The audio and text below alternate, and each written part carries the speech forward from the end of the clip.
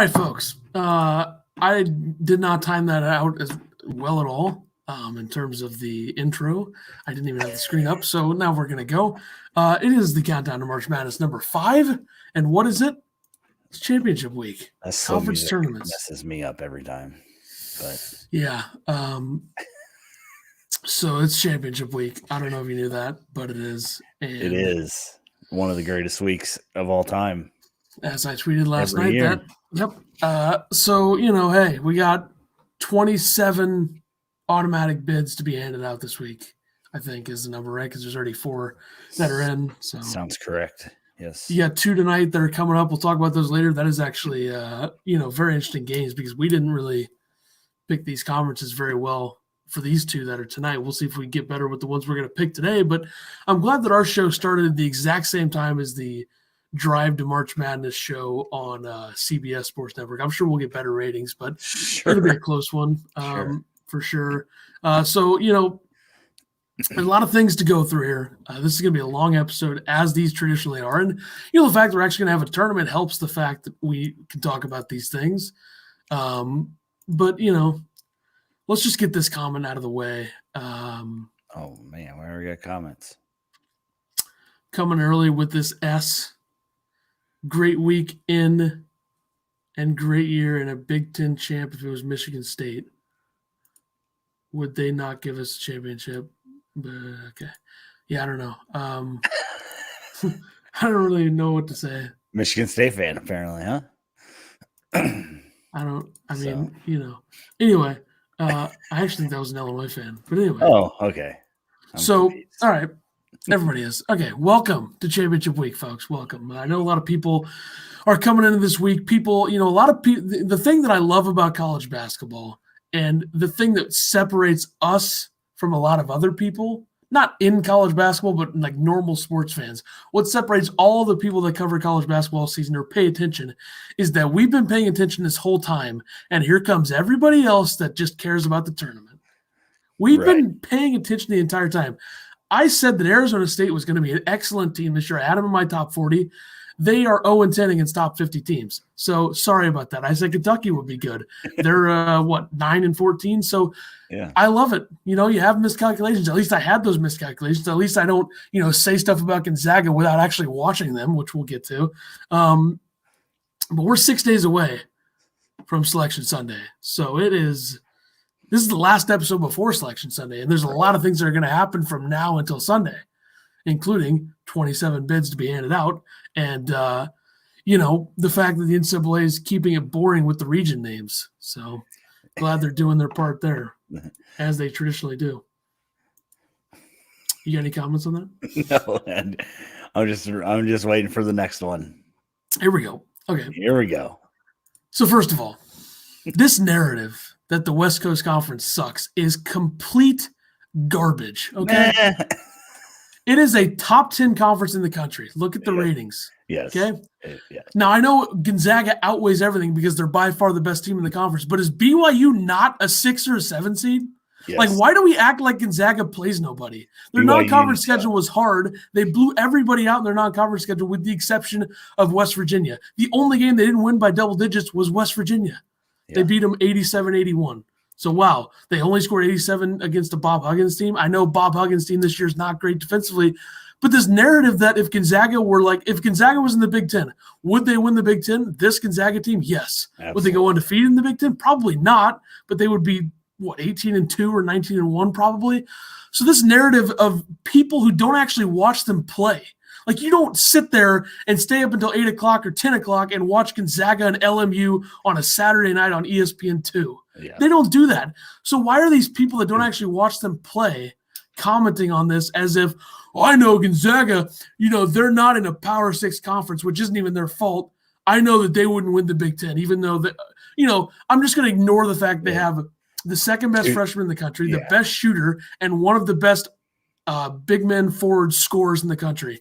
And they have a ton of depth. Andrew Nembhard is one of the best transfers to go to a team, and he's playing for Gonzaga, and he's the 6th man. So this narrative is just so stupid. Yeah. I can't believe we're doing it. Two All-Americans, first team at least. 2 first team and a second team probably. Yeah, and a second team. They have 2 guys that are probably going to get drafted in the top 10 in the draft. Yeah, and we've been doing this for 20 years now. They've been good for this long. I don't care that they don't have a national championship. Yeah. They have a Final Four appearance. Is that not enough for you? That's pretty good. You know how hard it is to get to the Final Four? I mean, tell that to Iowa teams. Iowa's had a lot of good teams recently. They don't get very far. So tell that to them. Or tell that to Illinois, who's been in the Big Ten. They've been irrelevant until the last couple of years. It's hard to get there. And the fact that Gonzaga is doing it with the amount of resources that they have and the fact they're not in a Power 6 conference and they're the number one team in the country, can we just enjoy how good they are instead of bitching about, they're not in a Power 6, so they can't be good. How did Loyola Chicago get to a Final Four in 2018? Were they not good? Oh, it was a fluke. Oh, well, they just won the Missouri Valley, so clearly it wasn't. And they're going to be a top 10 seed in terms of probably a 9 or a 10 seed. And they're also number 9 on KenPom. So it's impossible to not be good and be the top 10 on KenPom. So nice try with that. This narrative is ridiculous. Colgate's not a top 10 on KenPom. Oh, not on the KenPom. Okay. Where is Colgate on KenPom? That in like 9, I think they're 89th. 90s, yeah. 89th, yeah. Yeah. So this narrative is just so stupid. I mean, I cannot believe we're still doing this.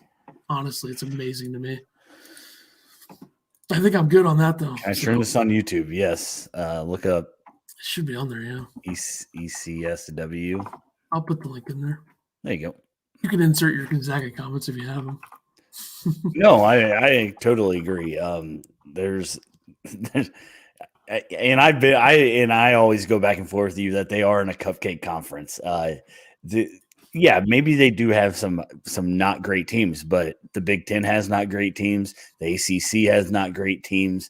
It's not like that they're the only conference that has, just bad teams. So the fact that they are that good, like just the players, it has nothing to do with who they play.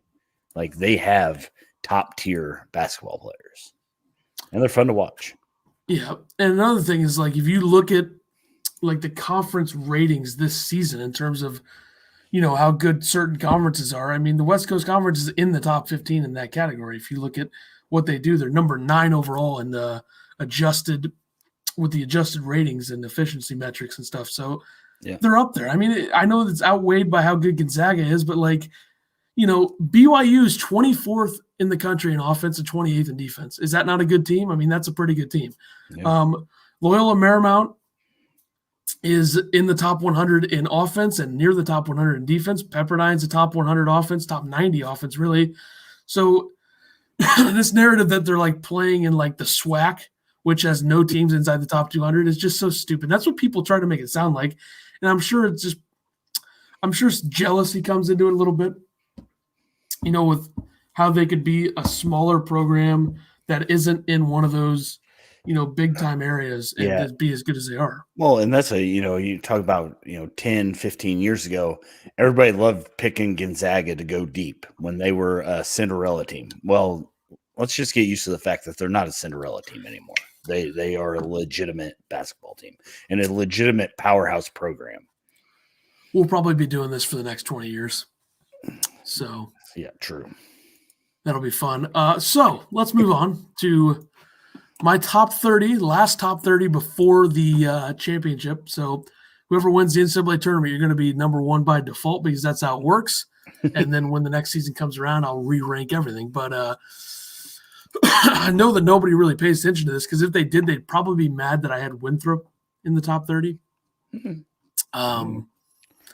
I was just, have a little fun with it. It's the last week. Have some fun with it. Why not? So let's take a look here at the top 30, the final one for today, which is March 8th. I believe it's 2021, so got that as well. Yeah.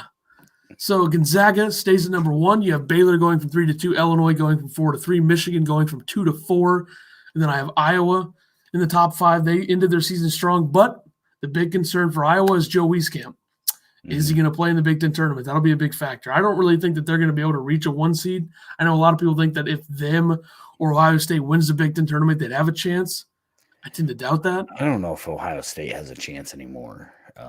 Maybe. Well, that's still the narrative though that these two, sure. Which I don't think. I think the four number 1s are locked in. I don't think the committee's going to move them too much. So, no. Let's see. Alabama, Houston, Arkansas, Purdue, Ohio State rounding out the top 10. So Buckeye fans probably not happy I have Purdue ahead of them and Arkansas ahead of them, but I think people are underrating this Purdue team. I really think they're very good, and they're going to be so much better next year. I think I'll have Purdue probably in my top 5 preseason next year. So they're going to be kind of like Illinois, jumping super high from one year to the next. But Oklahoma State, Loyola, Chicago, Kansas, West Virginia, Texas Tech, San Diego State, Texas, Creighton, UConn, Oregon is 11-20. So the Ducks starting to emerge. They came out of nowhere and won the Pac-12 regular season. I would have figured USC would have won that. So telling you right now, Dana Altman teams, I'm always on them. That's my team. I pick them every time. I know. The last time there was a tournament, I had them in this like the Elite Eight. I think they got to the Sweet 16. Told everybody they're going to beat Wisconsin in round 2. What did they do? They beat Wisconsin. Let's go 21-30. You got USC with Oklahoma, who's really starting to fall. Then you have Florida State, Villanova, Virginia, Rutgers, BYU, Georgia Tech, LSU, and Winthrop.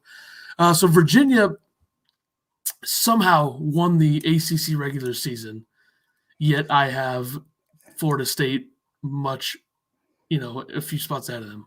Yeah, seems fair. Virginia's overrated. So. The ACC is not great. The ACC is everything that's wrong with Power 6 conferences this year. They suck. That conference is a joke. I mean, I don't trust any of those teams. I trusted Florida State until they lost to Notre Dame. Now I'm lacking a little bit, but I still think they'll make some sort of a run. Virginia, maybe they'll surprise us. I mean, you can't forget who their coach is and the success they've had, and the fact they have good players there. I just don't know what the real issue is there. But Virginia Tech, I don't trust at all. The rest of the conference is meh. Clemson is like a depth team that plays defense and doesn't have an offense. So close to the top 30, VCU, St. Bonaventure, Colorado, North Carolina. And you know what? Shout out Morehead State. They took down Belmont in the OVC championship. That's right. Shout them out. New top 30 teams, Georgia Tech, LSU, Winthrop. I meant to put Winthrop there. Nice job by me to not see that. It's all right. Dropping Maryland. Brutal week for Maryland. They'll still be in the tournament, but a horrible week. Yeah, losses to Penn State and Northwestern. They were winning that game last night like 51-37. Yeah, by 16 or something. It was really bad. Clemson and Florida dropping. Arkansas up 14, Villanova down 12. Villanova, we'll get to them later. They're in big trouble. But now we move on to the AP poll, which I forgot to pull that up, so I got to do that now. Unprofessional. I did see. Did you see that somebody voted for San Diego to San Diego State? Yeah, I'm glad we got people who are losing their minds and can't even think straight anymore voting for this. That's good. 3-11 San Diego team. Cool. Yeah, solid. It's a good job by them. Really good job at thoroughly checking their list and checking it twice like Santa would. Really, I guess is what it comes down to. So, all right. AP poll, new top 3, Gonzaga, Baylor, Illinois, jumping up to 3. You have Michigan dropping to 4, Iowa, Alabama, Houston, Arkansas. It's pretty similar to my top 10. Ohio State, West Virginia, Kansas, Oklahoma State, Texas, Villanova, Florida State, Virginia, Creighton, Loyola, Chicago, San Diego State, Texas Tech, Purdue, Virginia Tech, Colorado, USC, Oklahoma. So the complete disrespect to Purdue. Complete disrespect. Yeah, that is unreal that they're, I get Ohio State, is still good, but they lose 4 in a row and still in the top 10, only dropped 2. And Purdue hasn't, I think they've won like 8 in a row. Is that right? They've won a lot of games. Yeah. How about West Virginia dropping further than Ohio State when West Virginia has won a lot of games, but the only games they lost were Oklahoma State. Now, I know it was without Cade Cunningham, but come on. Oklahoma State still has a lot of talent. They're well coached, and they lost to Baylor in overtime, and they dropped more spots. They won all their other games, though. So that makes a lot of sense. How about this? We get Oklahoma State and West Virginia in the Big 12 quarterfinal at 10:30 a.m. on Thursday. Gotta How love about that? Gotta love it. Cade Cunningham just named Big 12 Player of the Year, by the way. And I'm sure it'll be a shock. Who is the Big 12 or Big 12? I don't know why I said Big 10. Big 12 Coach of the Year. Who do you think it was? This is a shock.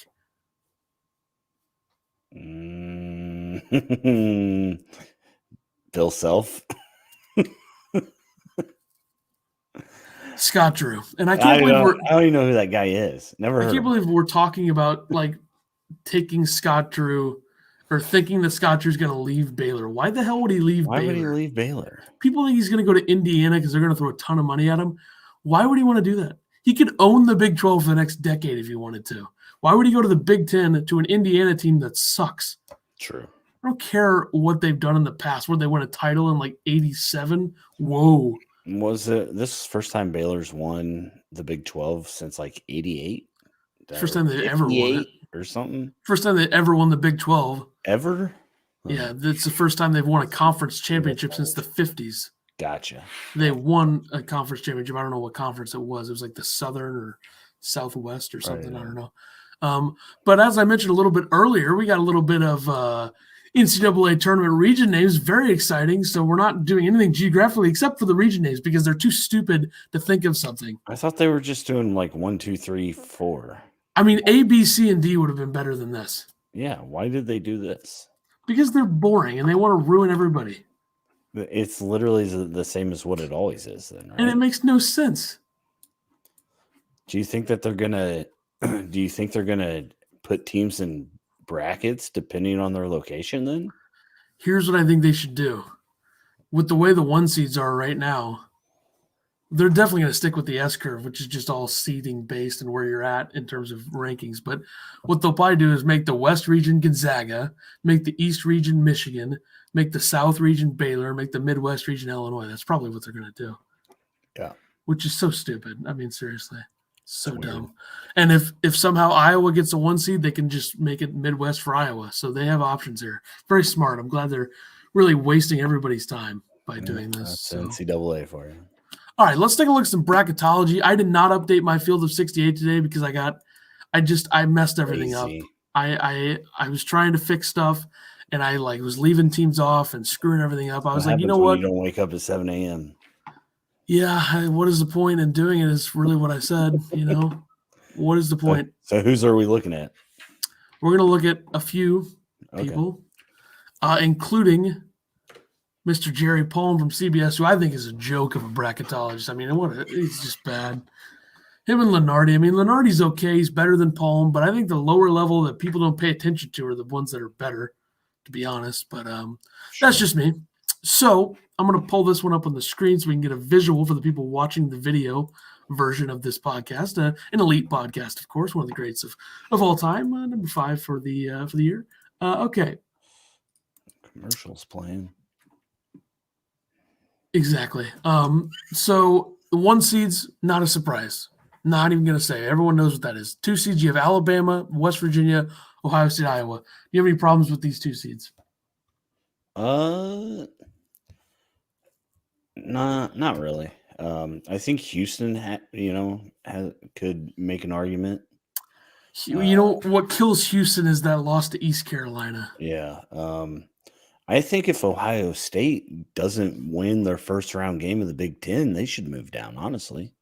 Lose 5 in a row going into the tournament. Yeah, one scenario I could see is if that happens, I could see maybe if Arkansas won the SEC tournament, they could take a 2 seed from Ohio State. Okay. I don't think Texas can. Villanova won't. Houston might. So 4 seeds. Purdue, I like that. Florida State, Oklahoma State, Kansas. I have no problem with that. I think Kansas could possibly be a 3, depending on if Villanova loses their first game in the Big East tournament. Yep. Villanova's in serious trouble anyway without a point guard, and everybody knows the most important position in March is a point guard. So, and all the 4 number 1 seeds have a point guard. 3 of them have 2 elite point guards or good point guards. Michigan really only has the 1, and Brooks got hurt. He's not even really not much of a point guard, but they need him to win in March. But so the 5 seeds, you have Tennessee, Clemson, Texas Tech, Virginia. I have a feeling you might have a slight beef with this. Clemson? I don't love that. I looked at Tennessee's resume and I could understand why they would be. Tennessee's a tough one. I mean, I can understand why they would be a 5, though. You look at the resume, they're 18th in the net. They are 6-5 against quad 1, 1-2 against quad 2, and they have no bad 3 or 4 losses. So their resume is good enough to be a 5, I think, even though their team, 10-7 in the SEC is not great. Yeah. Yeah. How does Virginia win the ACC and they're behind Florida State? Because Florida State's a better team. Well, obviously. Okay. I think that when it comes down to it, the committee would have Virginia ahead of Florida State. You look at the net, Virginia's 13th, Florida State is 22nd. Resume-wise, Virginia does have that quad 3 loss to San Francisco. True. Florida State has a quad 3 loss to UCF. So not great. 6 seeds, you have Missouri, Virginia Tech, USC, Creighton. I don't have any problems with that. Missouri is falling, though. They could be. Yeah, how's Missouri getting so much love still? I mean, because they just have such good wins. Still 8-8 in the SEC, 15-8 yeah, overall. I know. But you look at their wins: Illinois, Alabama, Arkansas, Tennessee, Florida. Those are really good wins. Also, Oregon and Wichita State, who won the American in the regular season. 6 just seems a little high for me. I mean, they're 45th in the net, so I don't think the committee would have them as a 6. They'd probably be like an 8. Yeah. Plus, like I preface this with, Palm is not the most reliable or good bracketologist, yeah. which is a very hard thing to do. I think people don't understand how hard it is to not only evaluate a team, but also try to seed them and also get bitched at constantly because someone's going to complain. Sure. 7 seeds: Oregon, Florida, UConn, LSU. So 2 of my teams that I would define as my teams that I really like, Oregon and UConn, on the 7 line. I think they should both be 6s, if we're being honest. And I think they both have great opportunities to rise up to the 6 line, maybe even the 5 line if things shake out crazily in terms of their conference tournaments. UConn has a prime chance to win the Big East tournament with Villanova being down and the other parts of the top of the conference not great. And then Oregon is, for my money, the best team in the Pac-12, but I think they could probably use a loss going into the NCAA tournament, maybe. Yeah. Probably wouldn't hurt, but, you know. Let's go 8 and 9s here. We got Oklahoma 8, Wisconsin 9, Rutgers 8, San Diego State 9. You have Colorado 8, Michigan State 9, BYU 8, Wichita State 9. So Michigan State seems firmly in. Yeah. After that win at Michigan, which Michigan fans said that their team didn't care about that game. Yeah, go ask your team if they wanted to win that game. Let's calm down. Go ask your coach, too. I mean, what a joke. Wichita State also they won the American, so I think they'll probably get in. I'm actually very surprised the American is going to be a 2-big conference. Yeah. And they were a non-half-court buzzer beater away from possibly being a 3-bid conference. If Memphis wins that game and competes or almost wins the American tournament and other teams fall around them, they may have had a shot. Yeah. 10 seeds. Louisville, who is just not good. I mean, they're just not a good team. They have good transfers, good players. Carlik Jones was a runner-up to win ACC Player of the Year. He's great, but that team is not ideal for me. Loyola Chicago is completely underrated. They should be an 8 or a 9. Georgia Tech and North Carolina. So Georgia Tech seems like they'll be in. North Carolina will probably be into when they embarrass Duke, and Duke's not good, but North Carolina did embarrass them a little bit. Like I said, I think Loyola Chicago should be an 8 or a 9. What do you think? I mean, they're 9th in the net. They're going to be a pretty good seed. I agree. They might end up, if things shake where like 8 and 9 seed teams fall back, they could be like a 7. Yeah, I wouldn't want to be a 2 seed that would have to play them in the second round. I'll tell you that. Yeah, Ohio State, Loyola Chicago, if it shook out like that. Yeah. That would be tough. Because Loyola Chicago has one of the best defensive teams in the country. Let's look at 11s. You have Maryland, UCLA, St. Bonaventure, and Colorado State.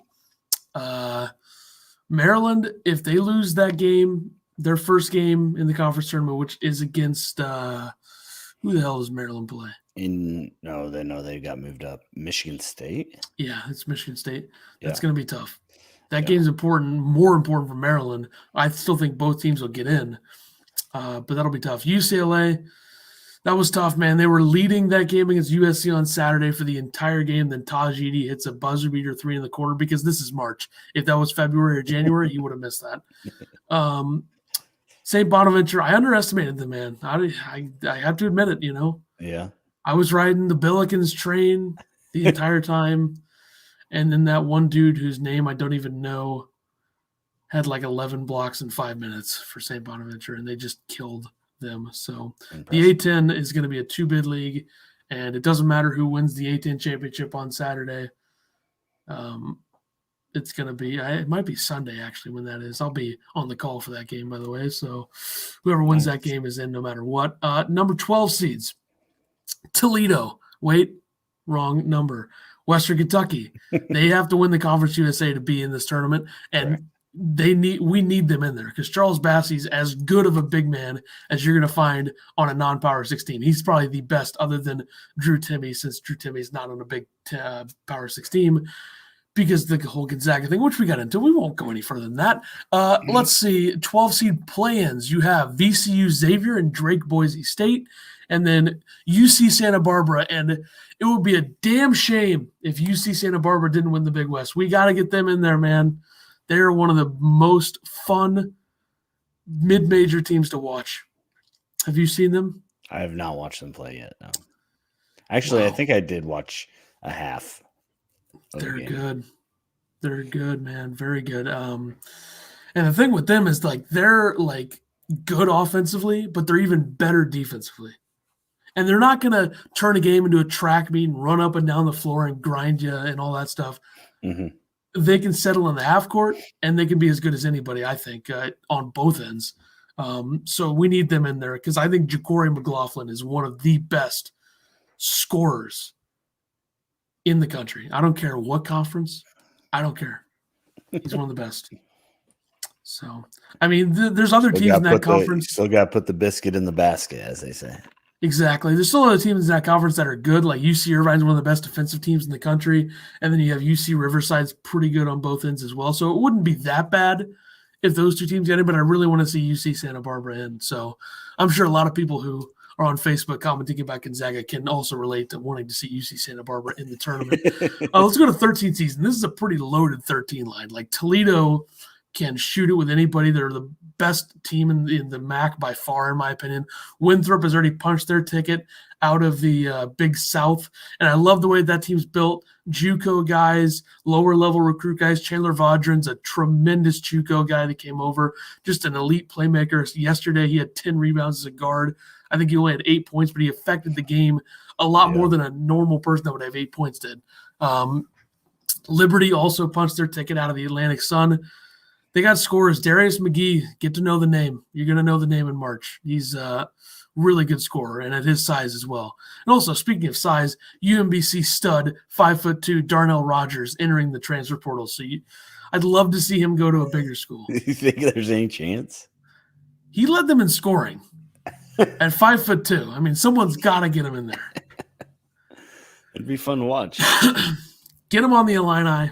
Whoa! We'll put him on the bench. He'll play garbage time minutes. Him and Edgar Padilla can guard each other. He'll get oops from Tyler Underwood. 8-year senior Tyler Underwood. Yeah, UNCG is playing in the SoCon Championship tonight against Mercer. So if they can punch their ticket, they'll be around the 13 line. I'm pretty disappointed Wofford didn't make it because Wofford is the team that everybody loves to watch. Yeah, in the tournament, a mid-major team because they shoot threes. They have. Everybody on that team can shoot threes. And I know they had a couple guys enter the transfer portal today. So they're going to be losing players from last year. And I know one of them that entered the transfer portal was Storm Murphy, who was on that team a few years ago that had Fletcher McGee, who was the all-time leading three-point shooter in the history of college basketball. That team that almost beat Kentucky in round 2. So it's a shame that Wofford lost, but UNCG and Mercer tonight. We'll get more into that in a little bit. Let's see. Where are we at? 14 line. Let's see. South Dakota State still needs to get to the Summit Championship to have a chance to be in Southern Utah. That tournament in the Big Sky will start this week.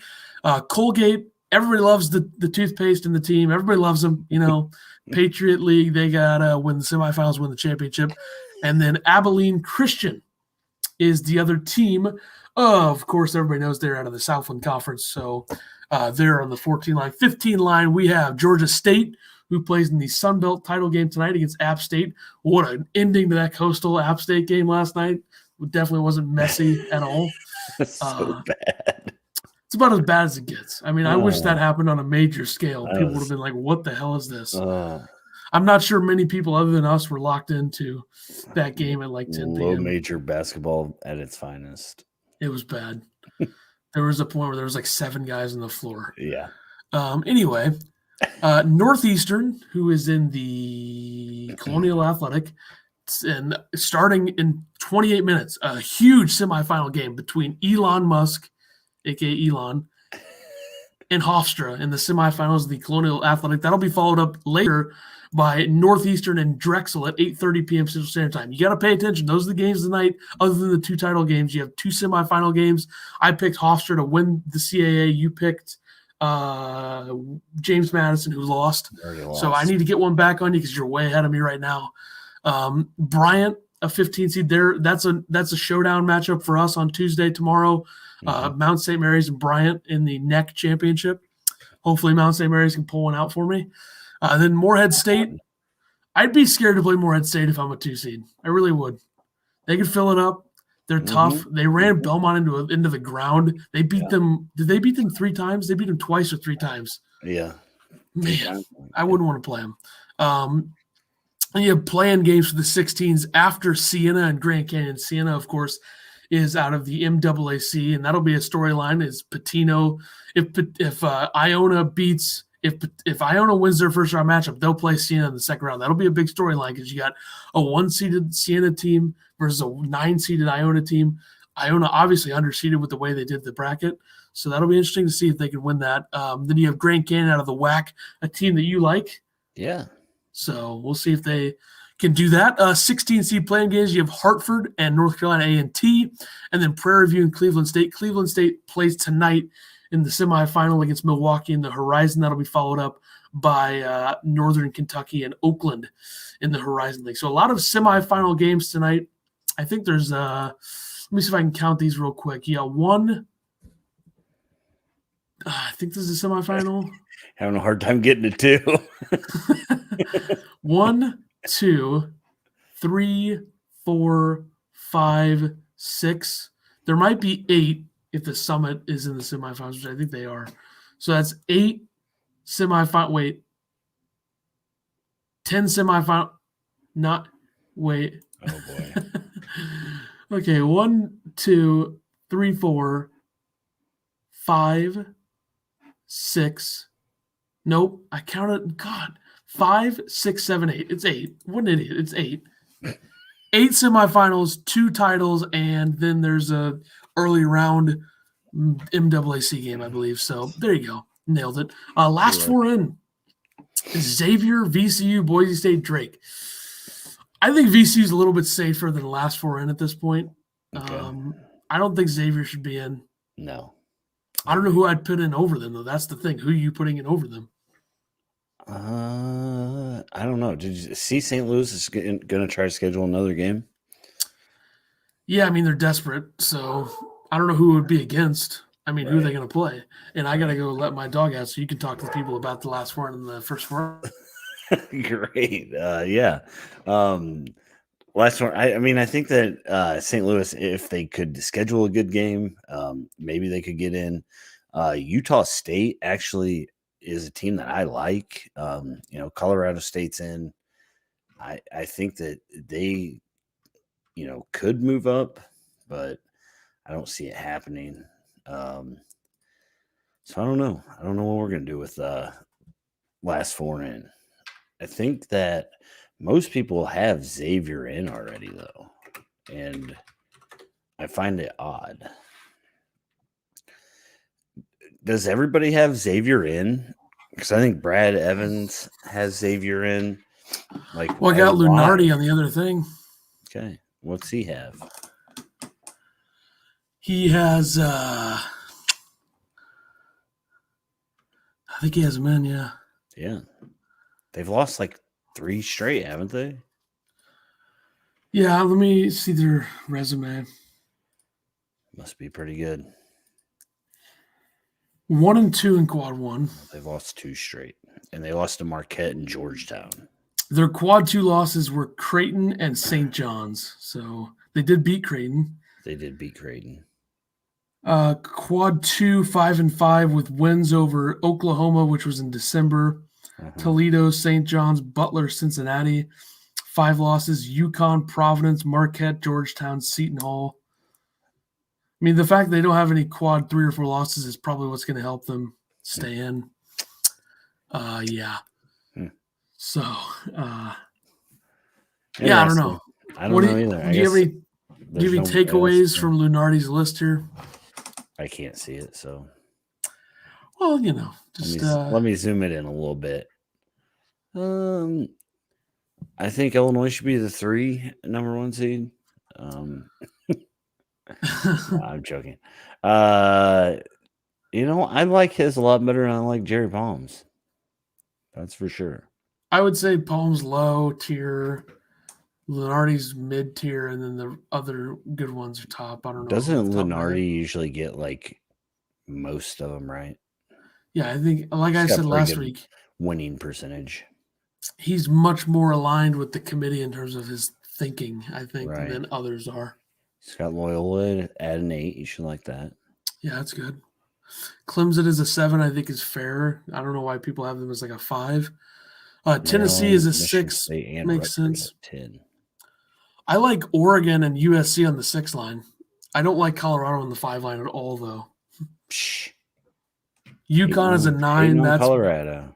UConn is a 9 is BS.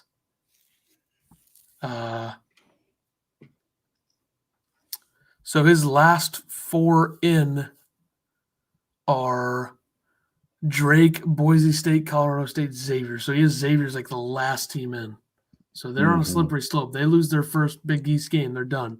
Right. Where's he have Maryland at? 10. Okay. 10. He has Michigan State, Maryland, and Rutgers on the 10 line. How many Big Ten teams is that? And North Carolina on the 9 line. 2, 4, 5, 6, 7, 8. 8 Big Ten teams. So you have Indiana, Minnesota, Penn State, Nebraska, Northwestern out. I think I missed one. Anyway, so there's your bracketology segment of this thing. This is the last one we'll do because you know what? The tournament. Because we're going to have a real bracket. We'll be set. And it's a day where I've already planned what I'm going to do. I'm going to have 4 binders with reports on every team. Oh my. The whole deal. It's gonna be intense, definitely. But we'll get into the next subject here as I forget to stop sharing my screen. Conference tournaments. We have 4 teams that have punched their ticket. Yeah. Who are the teams? I'll let you do it. Go ahead. Winthrop. In the Big Liberty. South. The Atlantic Zone. Beat North Alabama. They were in regardless of if they won or not. Was it North Alabama? North Arkansas? Yeah, North Alabama. So people could shut up about North Alabama not having a chance to win. Morehead State, my team. I think I got them going to the Elite 8 right now.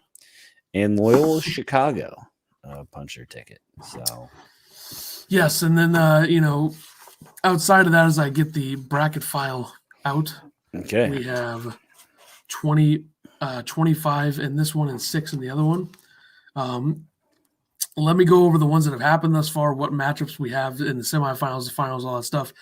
That's coming up. We have UMass, Lowell, and Hartford in the America East tournament, which that's going to be the most interesting final that we have to this point because that is a bid-stealing final because you have a 4-seeded Hartford team and a 6-seeded UMass Lowell team. So none of the top 3 seeds making it there. Then Sunday, we have St. Bonaventure, VCU.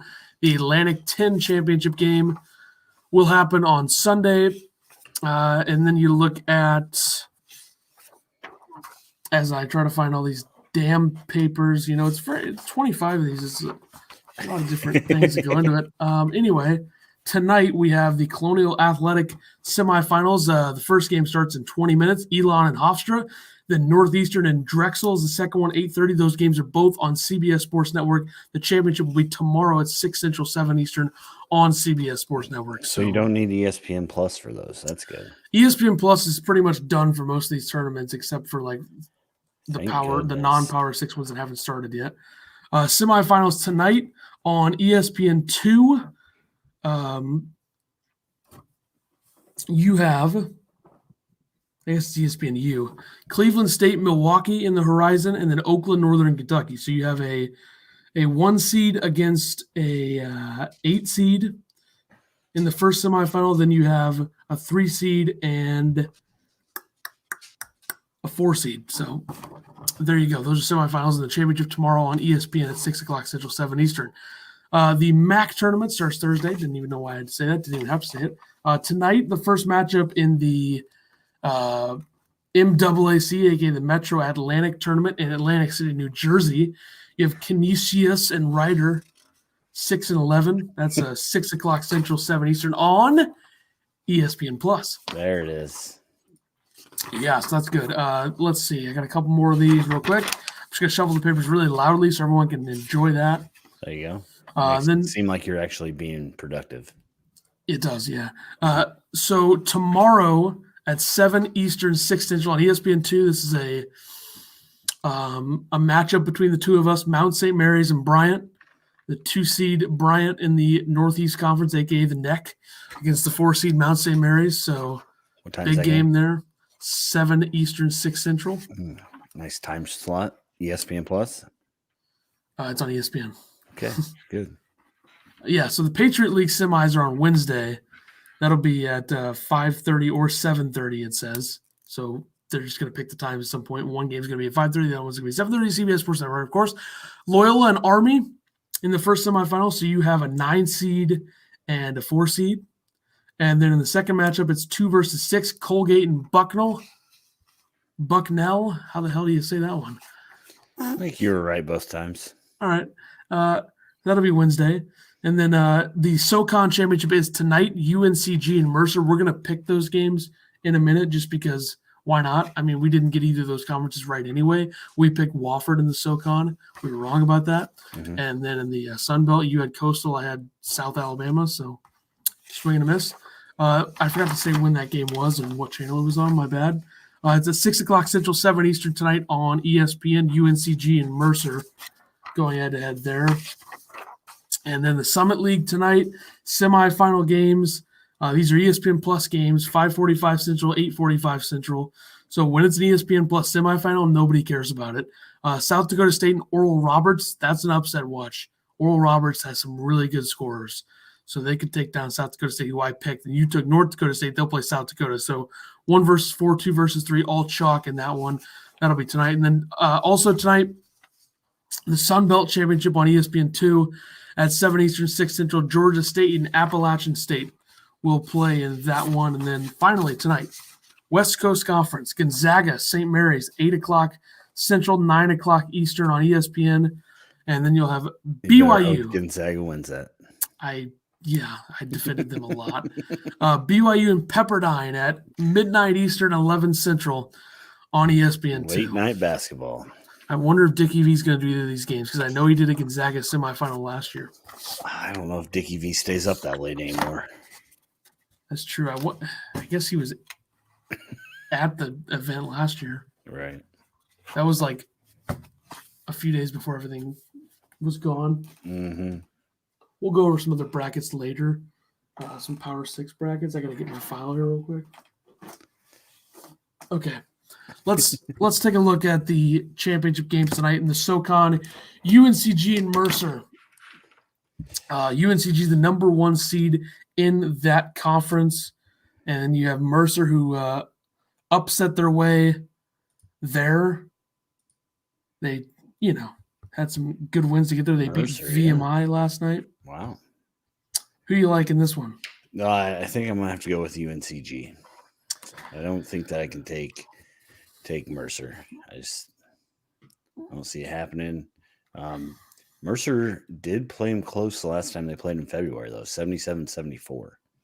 UNCG won by 13 the time before that. So. Yeah, I would take UNCG as well. Clearly a better team. Is all about just, executing and playing good defense, which they've done for a lot of the season. Then the Sun Belt, Georgia State and Appalachian State. Who do you like in this one? Well, I haven't seen Georgia State play, but I saw Appalachian State play last night, so I can't go with them. So I'll go with Georgia State. Here's the thing. Appalachian State went 2-1 against Georgia State this year. Wow. They played 3 times. This will be their 4th matchup. I would also take Georgia State, just much better offensively than Appalachian State, and also the we watched them last night factor slightly factors into that. So I would take them to win that. But who knows? I mean, we're already 46 minutes into that, and we're barely into what we're supposed to be doing. I got a meeting at 6, so we got to get moving. We'll get moving here. Let's move forward now to the conference tournament overall, the picks of this. And this is where it gets interesting because we don't always make the same picks, and now we'll see where we go with it. So let's start in the American Athletic Conference. Who do you take in that? I'm taking Houston. They just beat Memphis in a Onions game, I believe that people call it, or something. It was an Onions game, yes. But I really like Houston. They're great defensively, can score the ball. And I think that they will take care of business. So, yeah, I also like them. They'll be the 2 seed in that conference because Wichita State won the regular season. I will take Houston. They have an All-American player, Quentin Grimes, I think about as good as anybody when it comes to guards in the country. Transfer from Kansas. They have length. They have experience. DeJon Jarreau was there a couple years ago when they made their run. So, yeah, I like them a lot. Much more balanced than anybody else in this conference. Memphis could maybe come in and steal one. They have a ton of talent. It's just they haven't been putting it together. So I will take the Cougars. ACC, who you got? I'm taking Florida State. I know that they somehow didn't win the regular season, but I think they're the most athletic team in the ACC. I think that Leonard Hamilton's done really good things with Florida State, kind of converting that school from a football school to a basketball school. And I really like Walker and Gray. So that's what I'm going to take. Yeah, I like Florida State as well. I've said many times in this podcast that the ACC sucks and that Virginia is overrated. So that's what I'm going to go with. Top 10 offense, good defense, good enough at least to win this conference tournament because it's not the strongest of conferences this year. Big East, where are you going with that? I'm taking your team, UConn. Yeah, and this time I can say that I'm also taking my team. I didn't take Loyola Chicago, which was a stupid move. Right. But now I'm taking UConn. Yeah. Prime opportunity for them because if you look at the bracket in the Big East right now, I like the path. I really do. Yeah. And they're playing the best basketball they've played all year by far. And Book Knight's healthy. If he's healthy, it changes everything for them. Absolutely. They'll play the winner of Providence DePaul. And then they'll be set up for a semi against Creighton, Xavier, Butler. Love those matchups no matter what. I mean, Creighton's good, but I think UConn can beat them. And I'm not really expecting Villanova to get to the championship game, but they could. I mean, this is a really good spot for St. John's. If you're St. John's or Seton Hall, you have a prime opportunity. All you have to do is whoever wins that game beat a banged-up Villanova team unless Villanova somehow loses to Georgetown or Marquette, and you're in the championship. So this is a prime opportunity for them. So the Big East tournament might be the most intriguing most Power open, 6 tournament. Sure. Yeah, I mean, I don't know what's going to happen, but I'll take UConn. I love that team a lot. I mean, Book Knight changes everything for them. So if he's healthy, I'll ride with him. The Big Sky, who you got? Taking Tevion Jones in Southern Utah. I mean, I'm taking them too because I want to see him in there. But they're playing some pretty good basketball. They've won many games in a row. They were 10-3, now they're 19-3. So that's all you need to know about that. Top 100 offense. They don't just have Tevion Jones. He's been excellent, but John Knight can really play a 6'3 guard who's been efficient. Dre Martin there as well. They have some really good names there too, like Maisie and Fawcett. Nice. That's a good name. So they're a good team. Fawcett better. I would agree. And the weird thing about their lineup is like you would think when you have Tevion Jones playing the 3 who's 6'7", that they would be a lengthy lineup, but they have a 6'5" at the 4 and a 6'6" at the 5. So it's a little bit confusing. They're a running shooting type of team. I've watched them play. They are, yeah. Probably because you want to see Tevion play because you miss him. I do miss him. It's kind of weird. Big Ten. I mean, this is – I don't know where the hell to go with this, but I guarantee we didn't pick the same team. And I guarantee I'm one of the only people picking the team that I picked. What did you pick? Rutgers? No, I was tempted. I took Illinois. Unbiased. It's going to be a very heavy Illinois. I even wore my Illinois shirt today, just so you guys know. I wore my Rutgers shirt. Nebraska, I thought is what that was, but I care about teams that make the tournament. I mean, I care about all teams, but I don't have the time to talk about Nebraska on this program. Yeah. But Nebraska's going to be pretty good next year, so keep an eye out. Maybe we'll be talking about them next year. I am taking a team that I believe to be one of the best in the Big Ten right now. Purdue. I am taking the Boilermakers. Yeah. I don't know how they don't win this, to be honest. I'm just kidding. They have a really hard path, but they've been playing really well. They've won 5 straight, and before that, basically since January 8th, Purdue is 11-3. Mm-hmm. Their losses were Michigan, Maryland, and Minnesota. They lost to Maryland by 1, Minnesota by 3. They got blown out by Michigan, but that was Michigan was absolutely dominating everybody. Yeah. So they beat Ohio State. Do you think that Williams, right, can handle Dickinson? I don't know if he can, but there's this guy named Zach Edey who's 7'4". Weighs $120. He actually weighs 285, and he looks so skinny because he's 7'4". I understand that. He's a stud. He really is. He's going to be so good next year. That's why I see Purdue as a top 5 team in the Big Ten next year. Yeah. They're returning everybody. Think about how good their freshman class is. Edey, Ivy, Newman, Gillis. All 4 of those guys have been big impact players. Plus, Stefanovic is going to come back. He's a junior, so he'll be going into his last year. Plus, Eric Hunter's a junior. He'll be coming back.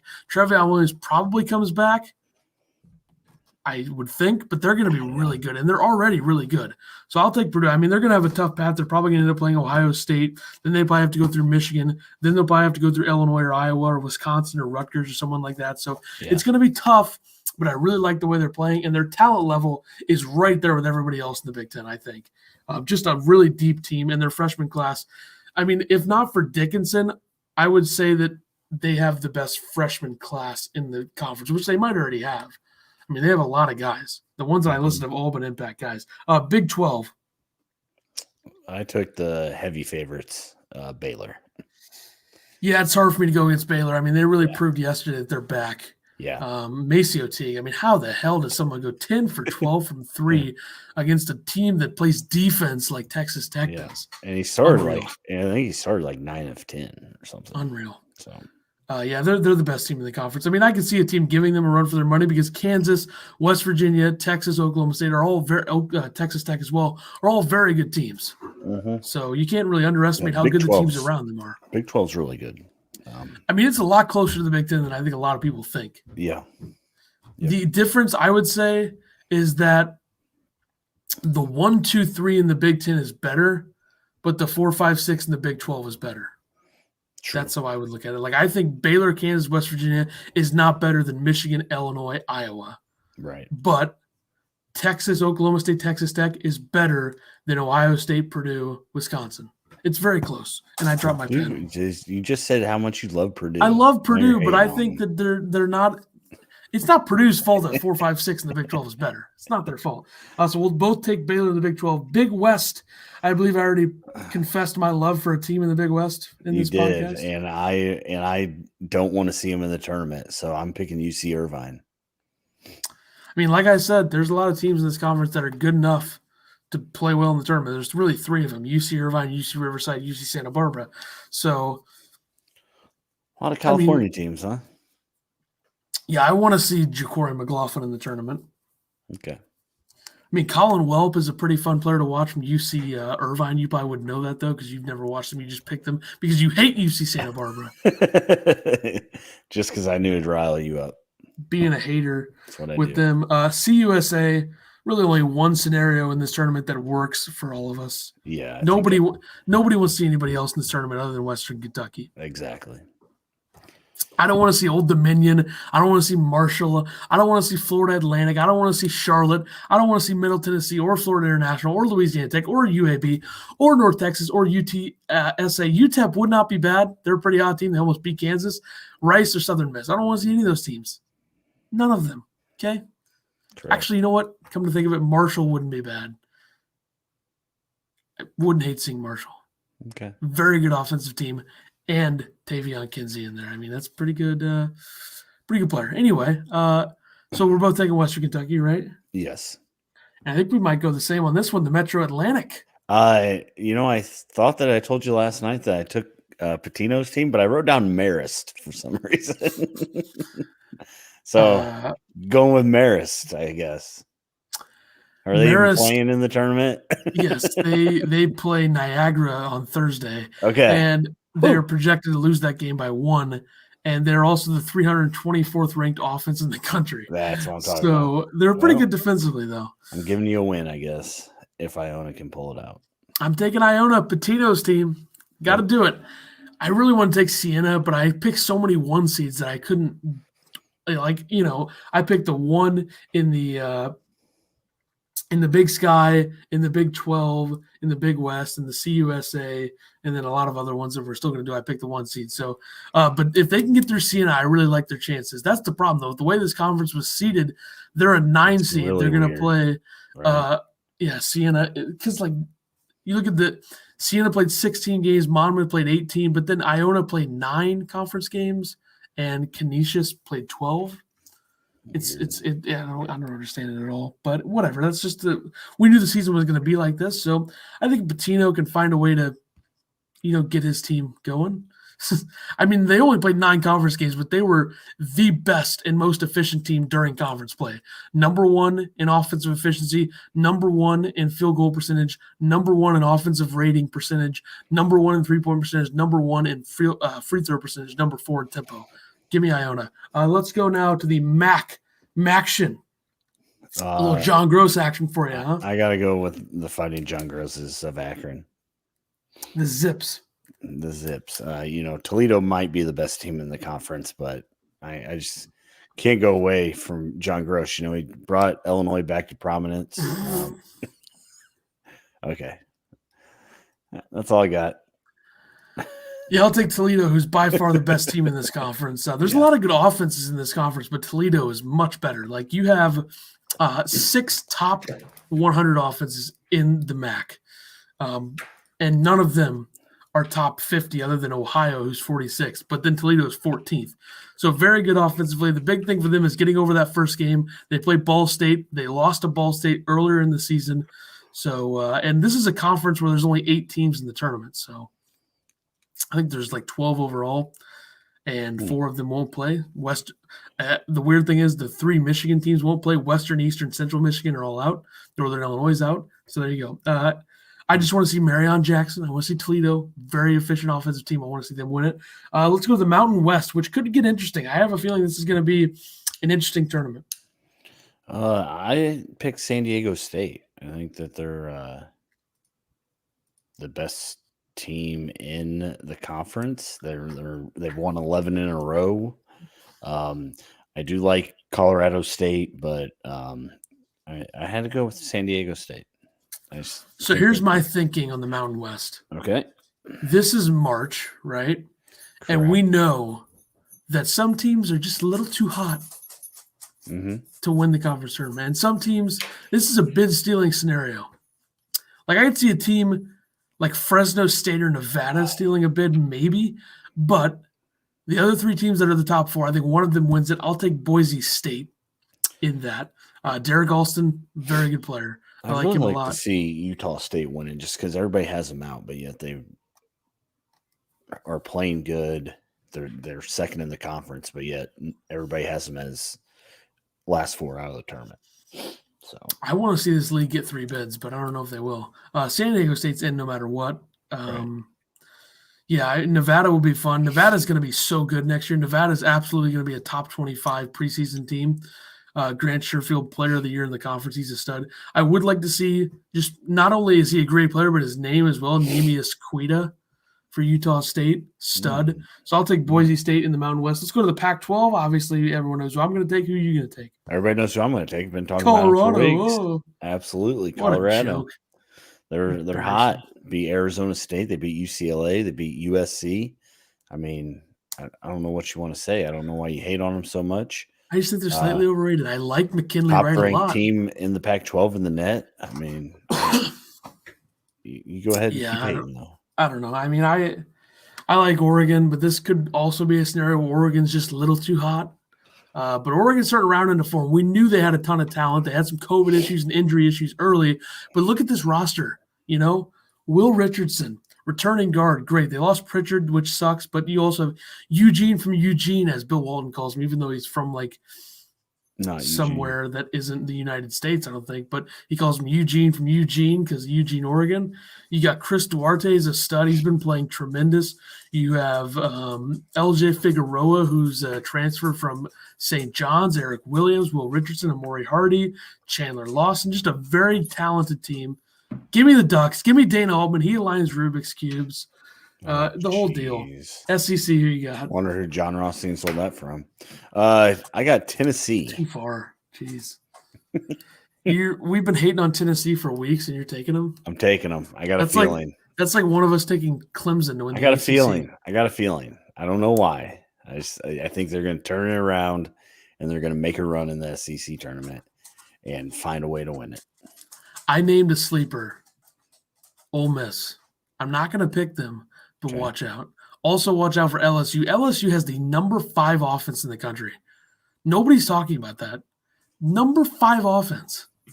Mm-hmm. I'll take the Wildcats of Kentucky. It's a joke. Kentucky playing on Thursday against Mississippi State, by the way. So maybe they'll make a bit of a run, but I'm going to take the team that I've been underrating, I think, for weeks now, which is Arkansas. Really like them a lot. They're really starting to play well. They're very balanced. They're very good offensively. They're very good defensively. It's unlike you to take a team that's won 8 games in a row into the tournament. Sometimes I have a feeling that the team's a little too hot. Okay. This is not one of the times. Okay. I think the way that I think is that if they're just hot enough. Is that what if they're a 1 seed and they're really hot, then I'm like, they're not going to win, like San Diego State. But if they're a 2 or a 3 and they're hot, give me them. That's Arkansas. Gotcha. Fast, balanced. They have one of the best freshmen in the country that nobody talks about, and you talked about a few weeks ago on this podcast, Moses Moody. Mm-hmm. Watch out. And Eric Musselman, one of the most likable coaches in the country.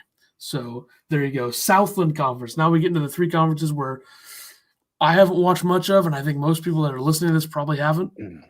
But let's go to the Southland. Yeah, I picked Sam Houston. That's all I got. Comments on them? I have nothing. I didn't want to take Nicholls State because I hate Nicholls State. Abilene Christian, no thank you. Sam Houston, I don't know. Just felt right. I mean, they have the player of the year in the conference. Exactly. That's exactly why I took him. Zach Nuttall, the player of the year. He's averaging like 19 a game. Yeah, exactly. So I'll take Abilene Christian, who is the 36th ranked defense, in the country. You and Jerry Palm think alike. Cool.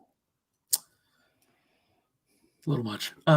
Colton Cole and Joe Pleasant, a couple of studs, potential all-conference guys in this conference. And Stephen F. Austin's a team I would watch out for. I mean, they went 12-3 in the conference.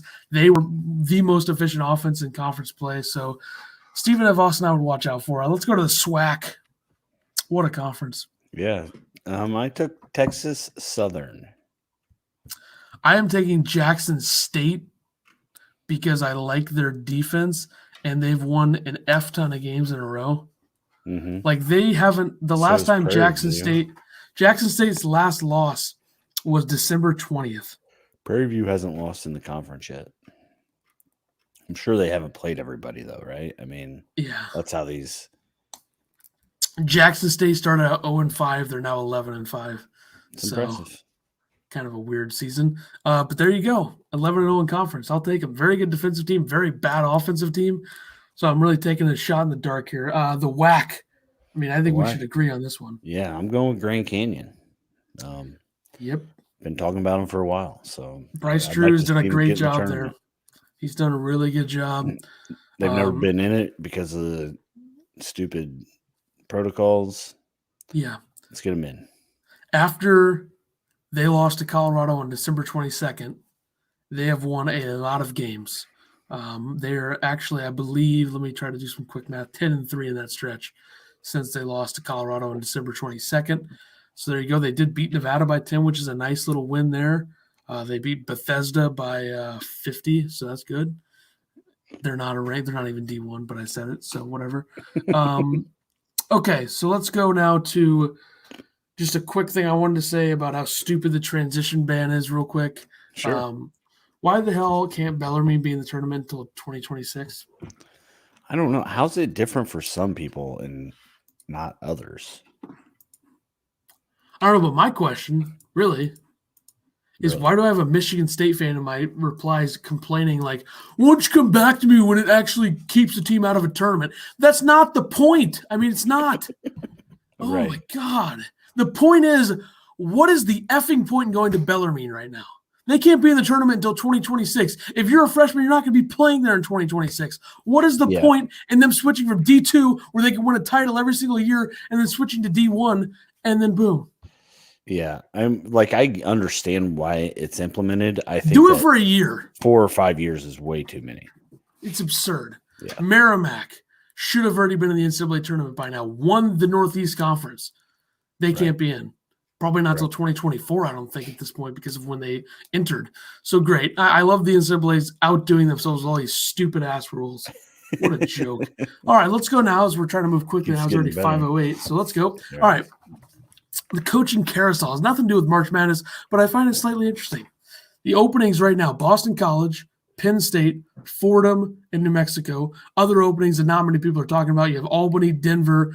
Northern Illinois just hired Arizona State assistant Rashawn Burno.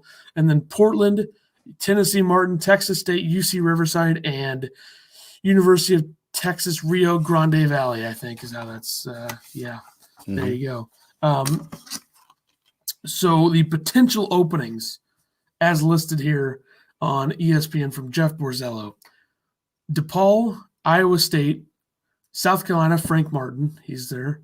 Minnesota, Richard Pitino. Arizona, Sean Miller, I put comma, fat cheater. Kansas State, Bruce Weber. Miami, Jim Larinaga. Indiana, Archie Miller. And Utah, Larry Kriskowiak. Your thoughts? I think it happens every year. A lot of coaches get fired, not doing their job. I don't know. You have a guy there 4 years. I guess that's enough time to figure it out. Would Brad Underwood have got fired if he didn't turn Illinois around in 4 years? No, probably not. But Indiana is a hard place to coach at. So Archie Miller is probably gone. There's a lot of talent there, too, and it's being wasted. Yeah, I agree. Hofstra from deep, 5-2. Here we go. Yeah. My boys. All right. This article also says they'd be surprised if Notre Dame, Vanderbilt, Marquette, Washington, Oregon State, Northwestern, South Florida, SMU, Stanford, George Washington open. It'd be surprising. Yeah. My point from that is Vanderbilt should fire Stackhouse because he's a moron and can't coach. Yeah. 3 more to keep an eye on: George Mason, Indiana State, Illinois State. Lansing did get fired by Indiana State, which is a huge mistake. You're in freaking Terre Haute, Indiana. Why are you getting so picky? They've been towards the top of the Missouri Valley. They've been for in the 4 top years. 4 every season, right? Like, what do they want? I know. It's ridiculous. You're in Terre Haute, Indiana. Nobody wants to coach there. They should rehire him, honestly. Maybe Archie Miller will go to Indiana State. I don't know. I think I'd want to run from Indiana after I got fired from Indiana. I don't know. Go to Indiana State and just dominate. How'd that make him feel? So here's something that's really interesting that I find. Big names to watch. Eric Musselman, Arkansas, who we said, if Minnesota opens, Musselman will likely be one of the first calls. He grew up in Minneapolis, and his father, Bill, coached both the Gophers and Timberwolves. The question is whether Minnesota could offer enough money to get Musselman to leave what he's building in Fayetteville. How the hell do you say that? Fayetteville, you're right. Yeah, that's interesting. I don't want him in the Big Ten. He's really good. Yeah. What he did in Nevada and now what he's already doing in Arkansas. The fact they're a top 10 last week AP poll team already. Yeah, that's impressive because Arkansas was in the bottom for years. So I know the SEC does have some weak points this year with Kentucky not being as good. And really the only consistent team other than Arkansas in conference play was Alabama. Mm-hmm. So, yeah. Another one, Richard Pitino. As mentioned, Pitino's future in the Twin Cities is tenuous. Could he pursue another job on his own, ? He's been linked to New Mexico a bit since it opened, and it wouldn't be surprised to see him sniff around Boston College. Mm-hmm. He'll get another opportunity. I mean, he's been terrible. I think so. This is another interesting one. It's hard to bring kids to Minnesota. I mean, honestly. Yeah. Who wants to go live up there? Nate Oates, Alabama. I'm only including Oates to mention that he likely shouldn't be listed as a candidate for any job that opens, even if it's Indiana or Arizona. His new contract in February set his buyout north of $12 million. Alabama, why would he leave? He's got exactly. That's what they studs said. Coming in. They're good now. There's no reason to. Alabama's got a ton of money. Yeah, Bobby Hurley. He's been listed as a potential candidate at Boston College, and is also likely that DePaul will reach out to him to gauge interest. Yeah, no. The Sun Devils have struggled this season, but he's done a terrific job getting talent to Tempe and would have made his fourth NCAA tournament, third straight, had the plug not been pulled in 2020. I think Hurley's a great coach. He's been a really good recruiter. I think he's a player's coach. Mm-hmm. I love watching him yell on the sideline.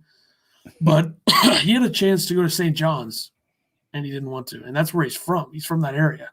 So I don't think he's going to leave. Yeah. Especially go to DePaul. No. I wouldn't even coach them if they offered me like $6 million. And I can't coach, and I could use some money from them, and I wouldn't do it. Frank Martin, South Carolina. New Mexico likely won't happen, but could Martin try to get involved at DePaul or Boston College? ? The Miami native would also be a logical candidate should the Hurricanes job open. So it's interesting because he left Kansas State to go to South Carolina, right? He wasn't fired. And then so Bruce Weber took his spot. So both of them are going to get the axe the same year, or is he looking to move on? I think both of them would more so be a moving on situation. Okay. Frank Martin's a good coach. Bruce Weber might retire. Frank Martin made it to the Final Four a few years ago. He did. So did Bruce Weber. Thornwell, yeah. Well, I don't know if they made it to the Final Four. I think they were Elite Eight. Yeah. Yeah, Mike Boynton. No way he's leaving Oklahoma State. Should South Carolina open, Boynton will be the candidate immediately linked to the job. He played there in the early 2000s and also spent 5 seasons in Columbia. As an assistant coach, he is headed to the NCAA tournament this season and also has the likely number 1 draft pick in Cade Cunningham. No way he's leaving. Mid-major names, I'll just go over the one here, which is Porter Moser from Loyola Chicago. No mid-major coach in this list will be able to watch Moser's resume. Over the past 4 years, the Ramblers went to the Final Four in 2018, won the Missouri Valley in 2019, and again this year. He was pursued by St. John's a couple years ago, but ultimately decided to stay at Loyola. He's in a great spot right now, so he can be selective with the jobs. Yeah, with the jobs he does chase. I'd imagine he would be very interested in DePaul or Minnesota if either opens. I would never leave Loyola Chicago for DePaul. Yeah, Minnesota maybe. The way he talks, he loves it there. So yeah, I mean, but he is losing. I guess Crutwood could come back for another year, but he'd be losing his best player he's ever coached. Probably. Yeah, true. All right, this will take forever, so we're just going to not go over the rest. There's a lot of mid-major names to talk about that are happening. Well, we'll go over these at the end real quick. John Beeline could be getting it back in. Thad Matta could be getting back in. Wow. Maybe Penn State. John Thompson III led Georgetown to 8 tournament appearances, Final Four in 07.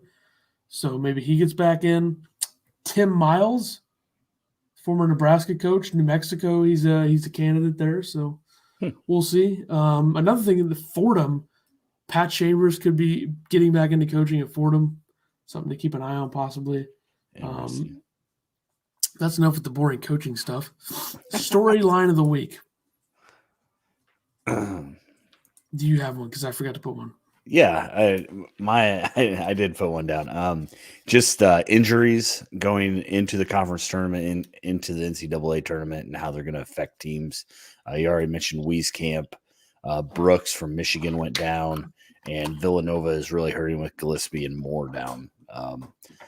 Going in, like you try to stay healthy all season, and then you get down to the nitty gritty, and teams start getting hurt and injuries, and they got to find a way to work through that. So that's my big thing, I think. Like I said, I forgot to put one, so we'll just move on. I think yours would be, you already complained about it, the NCAA not letting people in. So Sure, why not? Upset of the week. What do you got? I got Florida State, my team that I picked to win, just got trounced by Notre Dame. They were not good that game. I think that could be good for them in the long run. Yeah. Yep. Doesn't everybody say losses are learning things? I know Juwan Howard says it every time he loses. So yeah. I dropped that a long time ago. Anyway, my upset of the week is in the conference tournament realm, which is UMass Lowell taking down one-seeded UMBC in the semifinal of the America East tournament. Now, the storyline for this, and if I want to make a storyline of the week, it'd be this. What is the deal with the America East? Their two best teams, UMBC and Vermont, didn't play for like 10 days leading up to their games. And then they both lose in the semifinal. It's weird. Who set that up? Them in the Mountain West trying to screw their teams over and their Sounds like the Big Ten. The Big Ten didn't go to that extent, but I'm a little bit surprised they didn't, to be honest. But it is what it is. Let's see award picks. So we'll go a little National Player of the Year, little Defensive Player of the Year, Coach of the Year, all that stuff. What do you got with that? Skipped stuff. So here we go. We'll circle back, obviously. National Player of the Year. Obviously, my pod talking has been pretty heavily on the Illini today. And I'm going to go with the best guard in the country, in Ayo Dosunmu, for National Player of the Year. First guy in 11 years to average 20.6 rebounds, 5 assists. Really worked on his shot. His three, he's shooting 47% from three. What happened? Elon just tied the game up 11-11. I want Hofstra to be pulling away here. Come on, let's go. So, yeah, I'm going with Ayo Dosunmu. Call me a homer. Call me whatever you want. That's who I'm going with. I am going with Ayo Dosunmu. You are? Yeah. Wow. I don't think he's going to win it, but I think he should win it. Yeah. You can just see, in Big Ten play, he was much better than Garza was. Yeah, he won't even win the Big Ten Player of the Year. Yeah, exactly. It's ridiculous. It should be Co if it's going to be anything. Right. But first of all, he was on the team that had the best record in the Big Ten. I don't give a damn who won the title. Who cares? Yeah, right. They went 16-4 in the Big Ten. That should be enough to win a title in itself. Unless the team went 20-0. Did they? No, they went 14-3. Are they acting like they're the best team ever and they won the Big Ten title? Oh my God, congrats. Oh my God, COVID season. Nobody cares. You won a winning percentage title, you losers. Wait, hold that sign up. Anyway, yeah, so I'll go with him as well. Defensive Player of the Year. I think we're probably picking the same guy on this. Better be. Davion Mitchell. You're damn right. The best on-ball defending guard in the country. It's not even close. Yep. And if he doesn't win National Player of the Year, not only will there be an outrage and some things that I will say on this very show probably, it could be like, oh my God, Michigan lost to a 16 seed. The storyline would be Davion Mitchell not winning National Defensive Player of the Year. So that's where I'm at on that. So he has to win. If he doesn't win, it's probably going to be Mark Vital, which I guess I'm okay with, but I would still go with Davion Mitchell. Coach of the Year. I agree. Coach of the Year.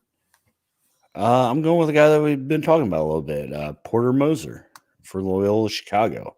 I think that, he took the team 2 years ago to the Final Four.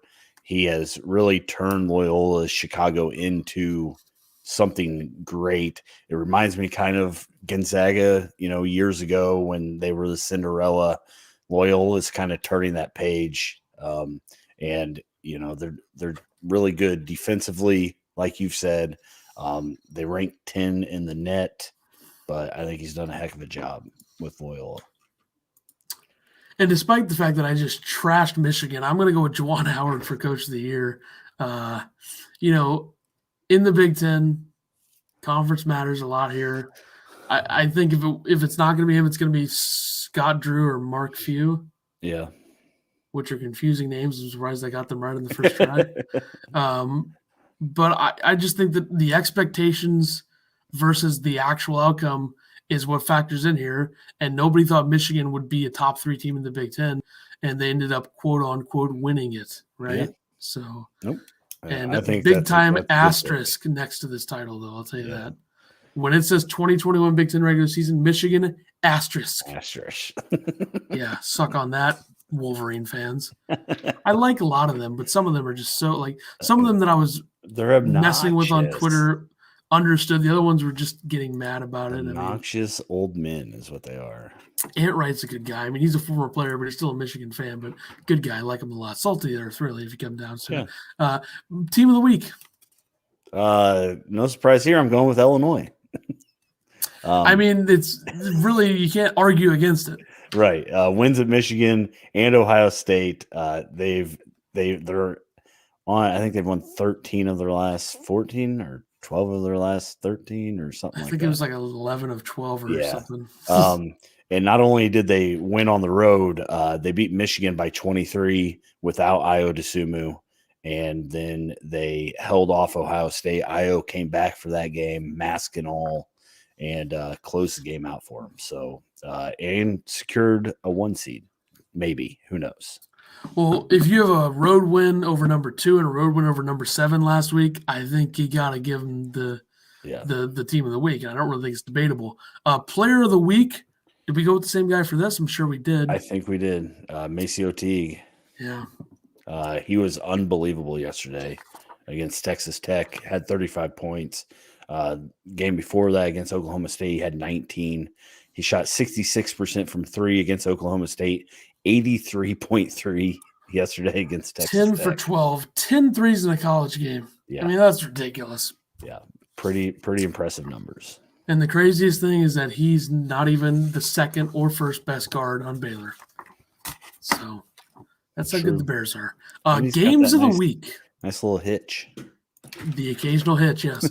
Games of the week. This is just kind of a, discussing what we could see happening or, games tonight. Every game tonight's a game of the week because they're all conference tournament games. They're all important.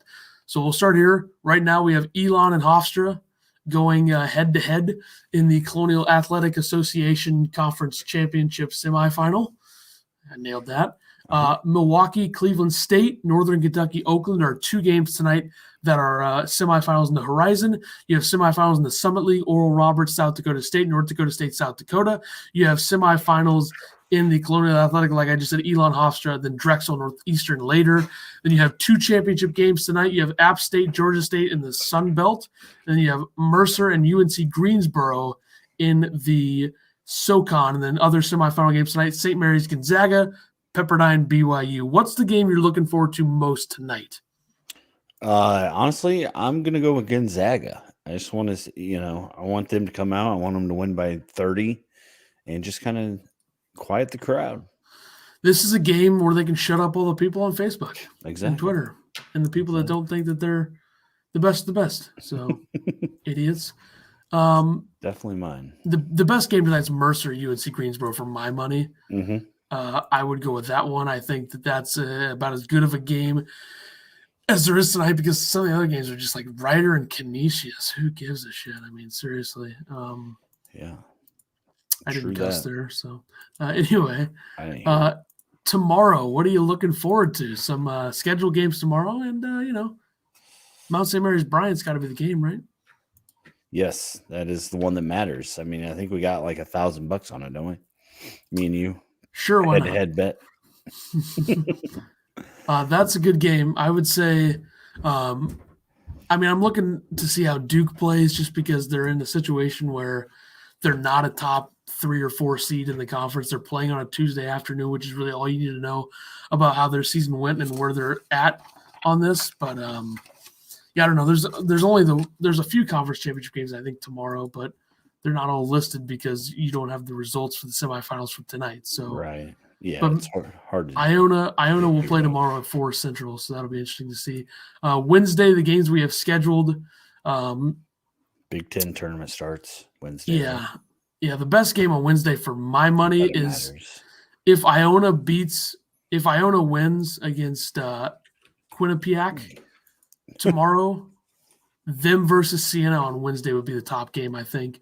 But other than that, I mean, you have the semifinals in the Patriot. You have Bucknell and Colgate, and then the other one that I'm forgetting, Loyola, Maryland, and Army West Point is the other game. So what are you looking at?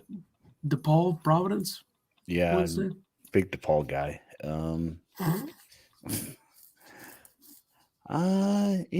I think that Syracuse would be a good game. They play NC State. We'll see if Syracuse can do anything. They can steal a bid. Yeah. And then Xavier, the one that everybody thinks is bubbling, or in. Maybe they don't get past Butler first round. Let me see. Who does Duke play if they win? Duke plays Louisville. So Duke-Louisville will be a good rematch matchup on that day. So Thursday games that are scheduled, Oklahoma State, West Virginia, by far the best game. I mean, Texas Tech, Texas is good, but at 10:30 a.m. Central Standard Time, Oklahoma State, West Virginia game, as good as it gets. And then you have an 11 a.m. Villanova game, 11 a.m. Virginia game. You got 10:30 a.m. Michigan State, Maryland game. You also have 10 a.m. Ball State, Toledo. This is going to be an insane day. I mean, holy smokes. What a day. Look how many games there are on Thursday. Oh, my God. Yeah, it's amazing. It literally starts at 10 a.m. our time, and it will end at approximately 12:30 our time. Yeah. That'll be a day where I don't do anything. Texas. Yep. 8:30 game, just an unreal day. And it gets even better. You got Michigan plays at 10:30 on Friday in the Big Ten tournament. You got Alabama playing at 11 a.m. Yep. You got a later the night games, Illinois, Iowa. Both those teams will play. Afternoon, you'll have Purdue playing. You'll have Arkansas playing at 6 o'clock. You'll have Houston playing at 6 o'clock. You'll have LSU at 8:30. You'll have Grand Canyon at 7.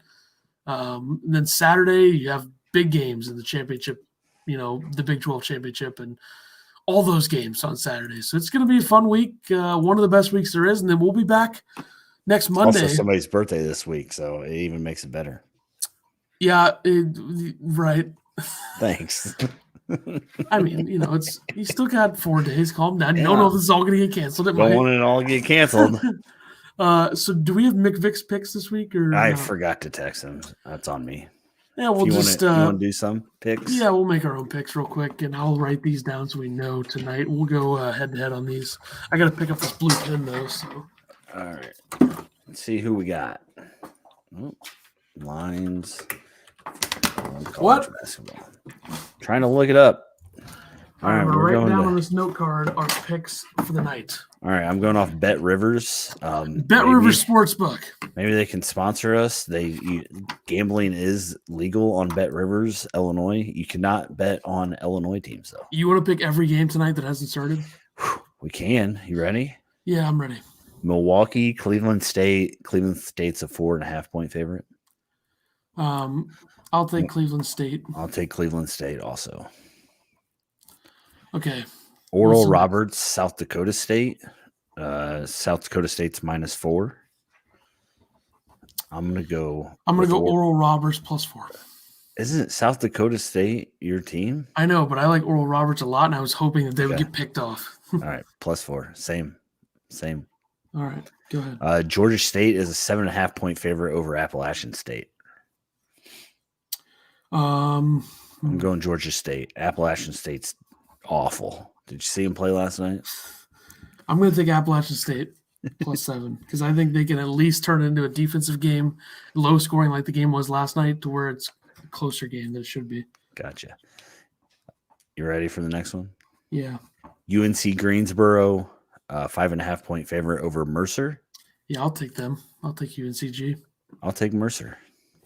Should we take the same teams? It doesn't matter. I'll take UNCG. We've taken the same teams in every game except for App State. Yeah. Okay. Canisius is a 6 point favorite over Rider. I'll take Rider +6. Yeah, let's do it. Let me write these down real quick. Hang on. I thought you were writing them down. Yeah, but I want to get all the matchups down so I can just make my pick when you say it. Oh. I just have one more after this one here. And then the last game. What's the last game in the West Coast? BYU Pepperdine. Yep. All right, I'm ready. Let's go. Zags are 18.5 point favorite over St. Mary's. I'm going to take St. Mary's to cover that. I agree. 18.5 is a ton for a semifinal. Oakland is Northern Kentucky. Wait a second. What? If Gonzaga played like, I'm trying to think who would be a good team to pick here. If Gonzaga played like Indiana. I'm trying to think of what am I doing? I'm losing my train of thought. Maryland. If Gonzaga played Portland, who went 0-11 in the West Coast Conference in the semifinal, what would the favorite be? Like 35? I'd say 30 something. Jeez, I mean 18.5 is insane. Go ahead. Oakland, I guess Northern Kentucky's a 2-point favorite over Oakland. I don't know why it's backwards. It is. I know Oakland had a good start of the season. Like they almost beat Michigan State. They took Michigan to overtime, but I like Northern Kentucky a lot. What was the line on that? -2. -2 Northern Kentucky. Yep. Yeah, I'll take them. Okay. What are you taking? Same. We're doing the same. Northeastern is a 1-point favorite over Drexel. So basically a pick 'em. I'm going to go with Northeastern. I'm taking Drexel. Okay, fine. We won't take the same. I can feel the upsets in the Colonial coming. North Dakota State is a 3.5-point favorite over South Dakota. I'm going to take North Dakota State. 3.5 points. Okay, who are they playing? I forgot to write this South one down. Dakota. North Dakota State versus South Dakota. What's the line? -3.5. I'll take North Dakota State, the Bison. 4-point lead for Elon. What the hell's going on with Hofstra? Come on. And the last game of the night, BYU is an 8-point favorite over Pepperdine. I'll take BYU. Too good defensively. I agree. There they are. Those are our picks. I'll see how we do tonight, and we'll go from there. Next Monday, I believe, we will have a bracket in our hands. Yeah, it'll be interesting how the show goes, but it's going to be a longer distance, right? So we'll see what we can. Worse internet, probably. Way worse internet. But I'll tell you right now, this one took 1 hour 30. Next week might be 3 hours. So I don't know if I'm going to do that. It's obviously an over-exaggeration. Anyway. Special guest next week. If you love the game, you'll do it. But anyway, all right. We will be back next Monday with a bracket, breaking it all down. We'll be doing all that. And it should be fun because this is going to be our first show with a real bracket. Last year we made a fake one. Picked Illinois to win the title. Everyone probably was bitching about that. Don't care. And go Gonzaga tonight. Let's take one home. Corey Kisper dropped 30. Go Zag. Shut up all the haters that don't watch you play. And we'll see you next Monday with Gonzaga being the #1 overall seed.